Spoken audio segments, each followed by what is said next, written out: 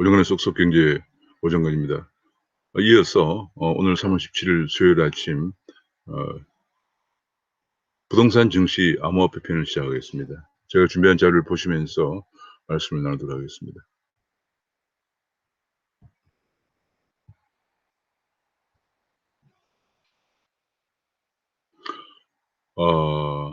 명품 시사해설 부동산 증시 암호화폐 3월 17일 아침입니다. 구독, 좋아요, 알림 설정을 눌러주시면 감사하겠습니다.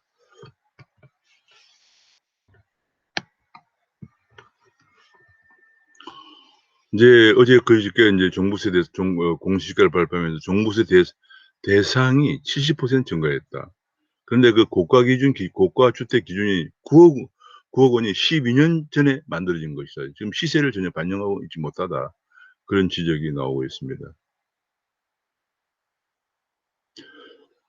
그러면서 52만 가구가 지금 그 종부세 대상인데 서울이 그중에 41만 가구다. 그런 얘기고 이것은 작년에 30만 가구에서 22만 가구가 증가한 그런 것인데 이것은 결과적으로 문재인 정부의 부동산 정책의 완벽한 실패, 25번이나 정책을 내놓았지만 부동산 가격 폭등을 가져왔기 때문에 그 실패가 고스란히 국민들의 부동산 세금 폭탄으로 돌아오고 있다. 그런 얘기입니다.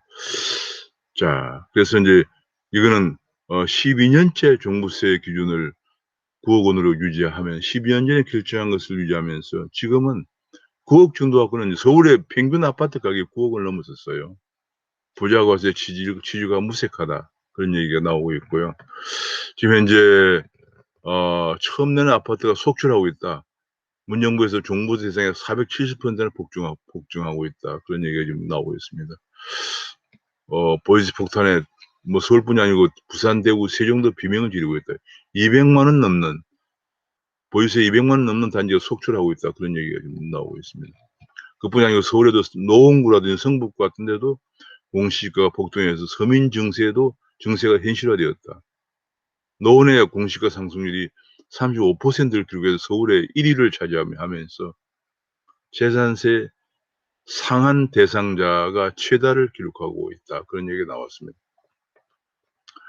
그뿐이 상계동, 독산동 등에도 공시지가가 50%를 폭등을 하면서 서민 증세가 시작됐다. 그런 얘기가 나오고 있고요.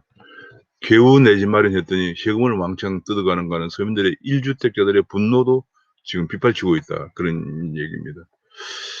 지금 강남 음마의 40년 거주 은퇴자는 지금 은퇴자면 다 소득이 없죠. 소득이 없기 때문에 보유세 폭탄에 집을 팔아야 할 판이다. 이런 불만이 나오고 있는 그런 상황이고요. 종부세를 내기 위해서는 뭐 이제는 주식 투자밖에 할 게 없구나. 뭐 이런 얘기까지 하는 사람도 있고 종부세 내기 위해서 알바를 해야겠다. 뭐 이런 얘기도 나오고 있고요. 지금 여러 가지 지금 어, 국민들의 그말 은퇴자들의 비명이 쏟아지고 있는 상황입니다. 특히 이제 30대 영끌 30대가 무소득 은퇴자가 패닉 상태에 빠졌다. 왜냐하면 전월세가 이러면 결과적으로 전월세 가격도 올라갈 수밖에 없거든요. 그 전월세 연쇄 폭탄이 우려가 되기 때문에 영끌 30대 전월세를 구해야 되는 30대도 그렇고 30대도 엄청난 부담이 되고요. 그다음에 무소득 은퇴자들은 소득이 없는데 보유세를 내야 하기 때문에 패닉 상태에 빠져있다. 그런 얘기를 하고 있습니다.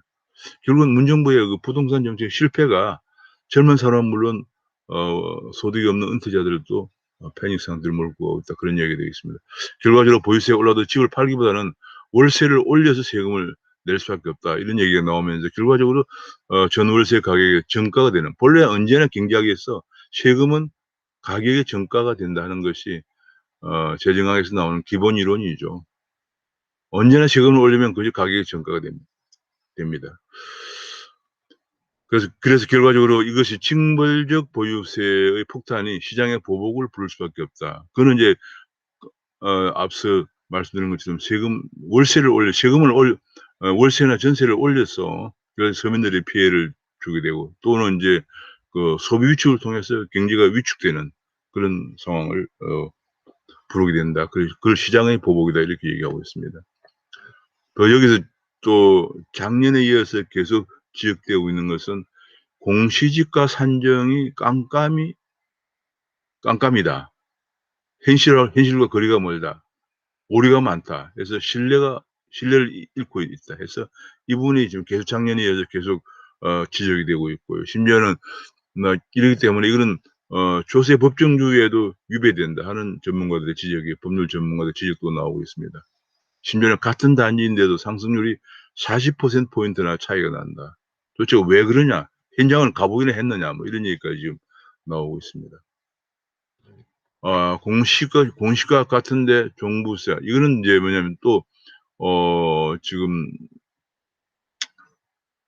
부부 공동 소유나 각자 개인 소유에 따라서 또 세금이 다르다고 합니다. 제가 여기 잠깐 한번 보면 일단은 다주택자는 이중으로 분류하다. 다주택자는 첫 번째로는 공제 금액이 1주택자는 9억 원인데 종부세에 대해서 다주택자는 6억 원만 공제하기 때문에 공제에서 분류하고 그다음에 세율이 또 높기 때문에 다주택자는 이중으로 분류하다 그런 얘기가 나오고 있고요.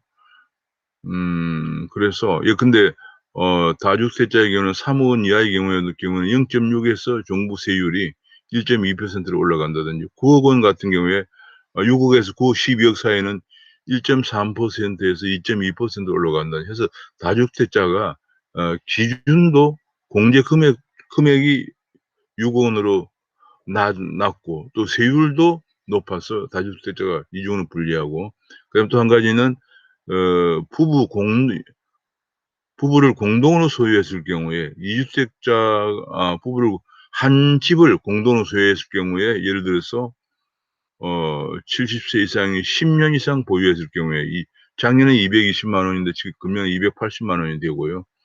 2주택자 부부가 각자 소유하면은 작년에 250만 원인데 금년에 480만 원 되는데 부부가 공동 소유하면은 작년에 350만 원이었는데 금년엔 1,570만 원이 된다고 그래요.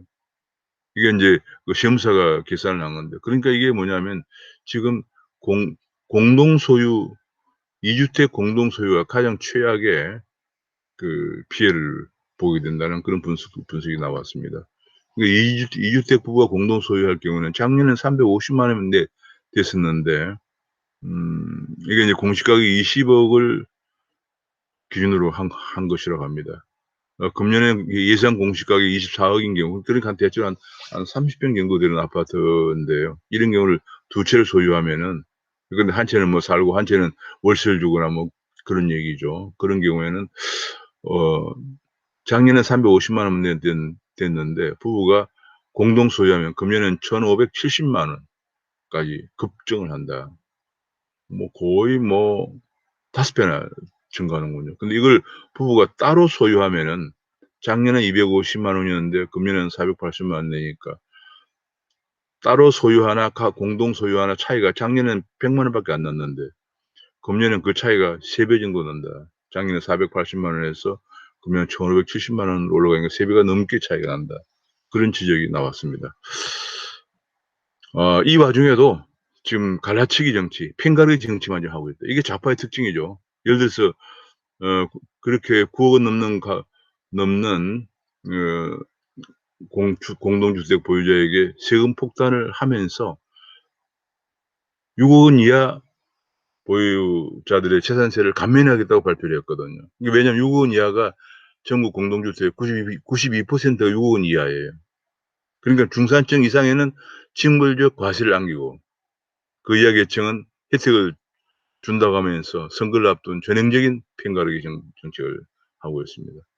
이것이 뭐 내년 대선이기 때문에 더욱더 아마 대선을 염두에 두고 하는 결정일 가능성도 상당히 큽니다. 그러니까 이 전형적으로 좌파들은 항상 내 편 갈라가지고 나는 너희들 편에 있다. 저 사람들은 돈이 많으니까 세금을 더 내야 된다. 이렇게 해서 갈라치기를 하는 그런 것이 그렇게 해서 영구 집권을 꾀하는 장기 집권을 꾀하는 것이 좌파들의 정책이죠. 사회재산을 심각하게 위협하고 있다는 얘기들이 나오고 있고요. 결과적으로 종부세 폭탄을 안기려면은 양도세, 취득세라도 낮추어서 퇴로를 열어줘야 되는데 그것도 안 되거든. 은퇴자가 세금이 너무 많아 집을 팔고 어디를 가려고 그래도 팔고 나면 양도세 내고 또 새로운 집을 살려면 취득세를 내야 되죠. 그러면 30평을 팔면은 30평대 아파트 가지를 못해요. 그런 문제가 생긴다는 얘기입니다. 그래서 양도세나 취득세를 낮춰서 대로를 열어줘야 한다. 그런 얘기가 나오고 있습니다. 세금 건보료는 은퇴자들이 적폐이냐? 왜 세금과 건보료 폭탄을 은퇴자들에게 매기느냐? 이 정부가 적폐가 아니냐? 이런 얘기를 하고 있습니다.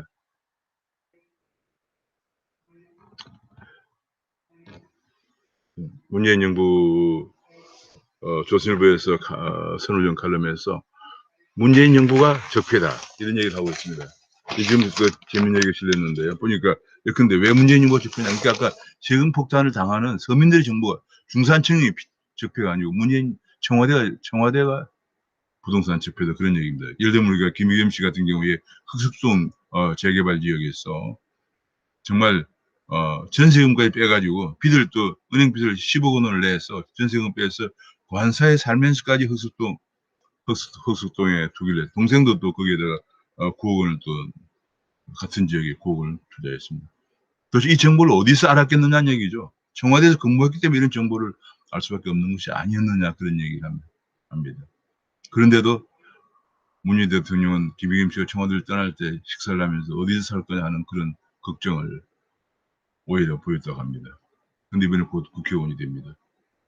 그 다음에 지금 그 외에도 공직을 버리고 강남 이주택을 지킨 김조은 씨, 그 다음에 태국에서 양평동 집을 산 대통령의 딸 문다혜 씨, 그 다음에 그 다음에 청와대, 그 외에도 여러 지금 국회의원들 지금 많이 거론이 됐었죠. 최근에 양이원영, 양향자, 김경만, 서영석, 김주영, 윤재갑 의원 등, 그 다음에 심지어는 농림축산부 차관, 청와대 비서관 지냈죠. 차관이라든지 그 외에 각종 여당의 그 지방의원들까지 지금 계속 거론이 되고 있는 상황입니다. 그래서 이제 그 선호정 칼럼에서 바로 문재인 청와대가 부동산 적폐다. 세금 폭탄을 서민들이 왜 맞느냐? 서민들이 적폐가 아니다 얘기예요. 적폐는 청와대가 저질러 놓고 그 폭탄은 왜 서민들이 맞아야 되느냐? 지금 그런 얘기를 하고 있습니다. 그러면서 지금 실패를 인정하지 않고 오히려 지금 실패를 인정하기보다는 적폐라는 것은 계속 폐단이 누적되어 온 거죠. 그러니까 과거 정부부터 문제가 있다.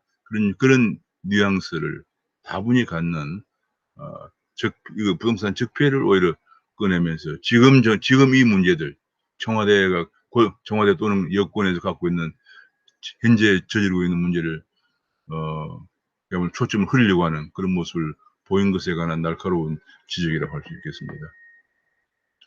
이런 가운데 이제 LH 해체론이 지금 등장하고 있습니다. 정치가 만든 공공만능의 역풍이다 이런 얘기인데 예를 들면 LH공사 같은 경우에 임직원이 9,600명이고 지금 진행 중인 사업에도 330개 즉 서울의 절반에 해당되는 면적의 330개 지구의 사업을 하고 있고요. 건설 중 주택은 20만 채다. 주요 업무가 신도시, 공공분양, 임대주택, 도시재정 등등 엄청나게 많은 일들을 하고 있습니다. 이런 부분들을 임대주택 건설이나 택지개발이나 도시재정사업, 재개발, 재건축 이런 사업, 그 다음에 자유구역 같은 국책사업들 이런 것들을 너무 한 곳에 집중되어 있기 때문에 결과적으로 그 집중된 공용 공공기관이 갖고 있는 정보를 이용해서 이번에 문제가 생긴 거죠. 그래서 LH공사 직원뿐이 아니고 그 관련된 공무원들, 여당 정치인들까지도 다 지금 그 정보를 이용한 이런 투기가 판을 친 거죠. 예를 들어서 김의겸 같은 경우 청와대에 있었기 때문에 이런 정보를 알고 투자한 거죠. 심지어는 여당 국회의원은 도로를 9억 원에 샀다고 그래요. 그 도로가 재개발될 거라는 걸 알았기 때문에 그걸 산 거죠. 이것이 적폐지. 뭐가 적폐냐 그런 얘기입니다. 근데 이렇게 이제 LH 사태로 공급 대책에 차질이 생기면 제2 패닉 바잉 사태가 벌어질 수 있다는 경고가 나오고 있고요. 그런데 이걸 해결하기 위해서 여야 간에 특검이 합의를 봤는데 여야 간에 동상이몽이다 그런 얘기예요. 특검에서 지금 벌써 이제 특검은 이번 재보선뿐이 아니고 대선까지 파장을 미칠 우리 공직사회에 엄청난 회오리가 몰아칠 공직자들의 특히 이제 국회의원들 300명을 전수조사하기로 합의를 봤기 때문에 공직자들의 그야말로 재산 공개 파장이죠. 과거에 YS 때 했던 재산 공개와 같은 파장이 일어날 겁니다. YS 때 재산 공개를 하면서 그 당시에 현직 국회의장이 정계를 은퇴하는 그런 상황까지 발생을 했었죠. 이것이 어디까지 번질지 모르는 메가톤급 파장이 어디까지 번질지 모르는 이런 판도라의 상자를 열게 될 것으로 저는 전망을 하고 있습니다. 그런데 지금 벌써 이제 얘기가 특검은 여당은 과거 정부까지 해야 된다 그러고 벌써 특별한 얘기 나올 때 벌써 그런 뉘앙스가 풍긴 거죠. 그다음에 이제 야당은 이게 무슨 소리냐? 문정부 들어 생긴 신도시가 지금 또 이로 인해서 생긴 문제인데 왜 과거 정부까지 얘기를 꺼내느냐 이런 반론을 하고 있지만 벌써 이것이 만만치 않습니다. 여당은 MB나 박근혜 특검 때도 특검해야 된다 그러고 야당은 청와대도 전 조사에 포함된다고 해서 벌써 이제 특검의 대상과 범위를 두고 논란이 벌써 제기되고 있습니다. 특검의 합의를 본 지 하루 만에 이런 논란이 제기되고 있습니다. 적폐의 프레임을 씌워서 과거로 계속 수급해 가기 전에 내로남불을 하기 전에 여권 지도층 땅 투입 의혹을 밝히고 이것이 급선무다 그런 얘기고 진정성을 갖고 임해야 한다 그런 얘기입니다. 저 정도 하고 제가 이제 그 다른 주제 넘어가서 이번에 쿠팡의 미상장은 한국 자본시장의 후진성을 일깨운 것이다 그런 얘기입니다. 지금 한국 자본시장의 규모가 미국의 뉴욕 증시 같은 경우에는 나스닥과 뉴욕 증시 합하면 45조 달러 규모인데 한국 증시는 2조 달러밖에 안 됩니다. 그리고 20배 정도 규모가 다른 거죠. 그만큼 자본 조달 규모, 자본의 그 시장 규모가 다른 거예요. 그래서 이번에 쿠팡이 거기서 그야말로 시가 자산가치 100조 원에 달하는 하루아침에 그냥 우리나라에서 2, 3위에 그 시총을 기록하는 회사로 등극을 한 거거든요. 근데 그건 이유는 뭐냐? 우리나라 자산시장이 너무나 위축되어 있기 때문에 그래요. 차등 의결권도 부여 안 되죠. 그 다음에 각종 규제가 많죠. 그래서 오히려 떠납니다. 외국 증권회사들이 한국에 있다가도 떠나게 돼요. 자본시장이 발달돼야 결과적으로 많은 기업들이 들어오고 거기에 관련된 로펌도 들어오고 증권회사도 들어오고 회계법인도 들어오면서 양질의 일자리가 많이 생기고 기업들도 거기에 상장을 하면서 자금 조달을 하게 됩니다. 이것이 자본주의의 꽃인데 우리는 계속 규제만 하고 하기 때문에 뭐 서울을 금융 중심지 뭐 이런 얘기 말만 꺼내지만 실제로는 2조 달러밖에 안 된다. 그런 얘기예요. 비교가 안 된다. 그런 얘기라서 이것은 우리가 쿠팡이 미국 상장 우리나라 자본시장의 후진성을 보여주는 것이다. 그런 얘기를 하고 있고요. 이번에 100조의 논란, 쿠팡의 100조의 그 시총의 논란, 그 신세계와 네이버가 손을 잡는다. 그런 얘기가 나와 있습니다. 서로 협력한다. 그런 얘기죠. 지금 국내 온라인 상거래 업체에서 신세계는 정말로 얼마 안 됩니다. 신세계 거래액은 3조 9천억밖에 안 되고요. 네이버는 30조 정도 됩니다. 그러니까 네이버가 18.6% 시장 비중을 차지하고 있는데 신세계는 2.4%밖에 안 돼. 신세계는 왜냐하면 지금 온라인 백화점이나 이런 데 집중해 왔거든요. 그래서 지금 얘기가 앞으로 이제 지금 신세계 SSG닷컴이라고 그래요. SSG닷컴도 뉴욕에 상장을 할 것인가 하는 그런 얘기가 지금 제기되고 있습니다.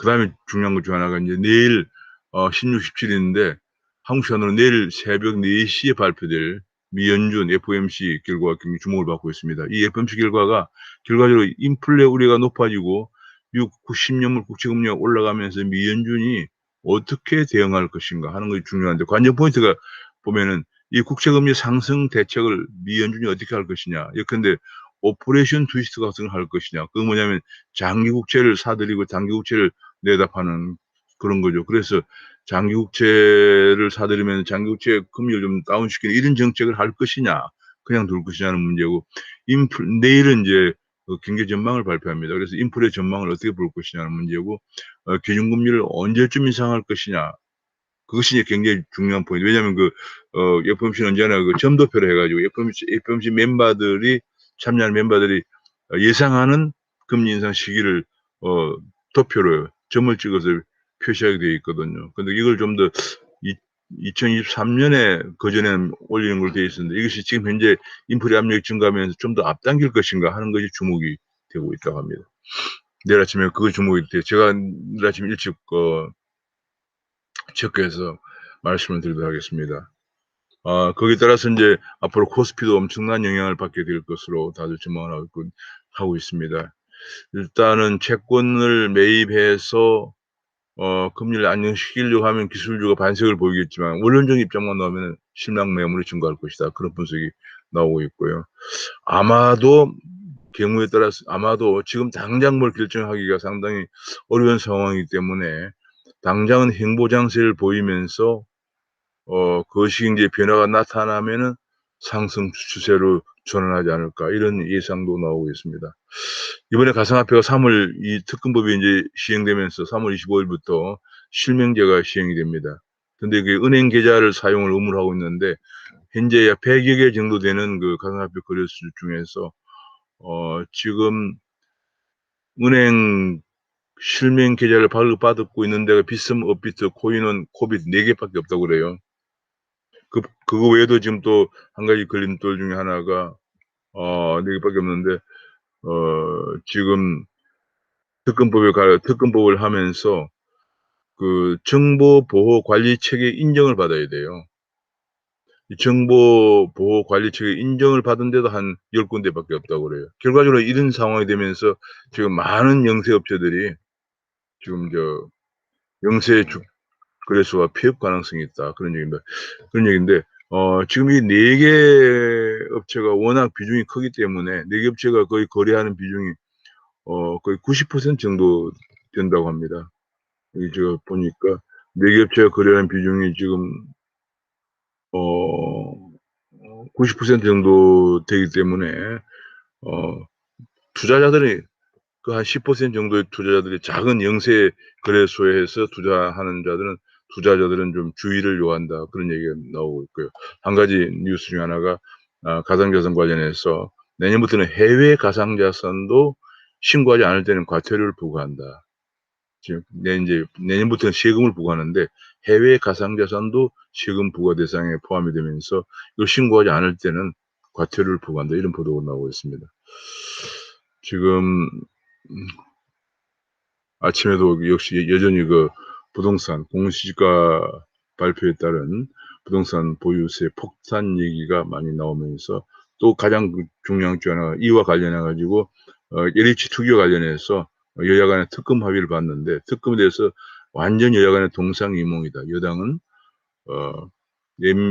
박근혜는 물론이고 MB 때까지 조사하자 그런 얘기고 야당은 무슨 소리냐. 지금 LH 문재인 정부 4년이나 됐는데 그 4년 동안 일어난 그 비리가 지금 엄청나서 난데 그걸 조사해야지 무슨 소리냐 이런 동상이몽 때문에 잘못하면 특검에 돌입하지만은 특검의 대상을 두고 이런 논쟁만 격화되면서 사실은 이번 그 LH 투기로 인해서 LH공사 직원은 물론이고 관련 여당 정치인들 공무원들의 투기를 조사하려고 했던 것이 초점이 흐려지는 그런 문제가 벌써부터 제가 어제 그 심층분석에서 얘기를 했습니다만 벌써 걱정이 대두가 되고 있는 오늘 벌써 특검 하자고 합의한 지 하루 만에 대두가 되고 있는 상황이고요.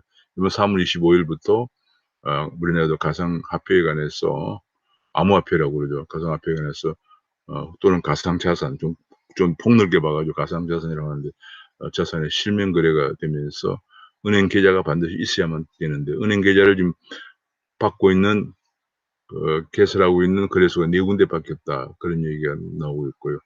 핫 이슈 중 하나는 현재 미국 FOMC가 진행 중인데 16, 17인데 한국 시간으로 17일 내일 18일 새벽에 한국 시간으로 아마 FOMC 결과가 발표될 건데 그 발표 내용은 제가 내일 아침에 정리해서 말씀드리도록 하겠습니다. 오늘 여기까지 말씀드리겠습니다. 감사합니다.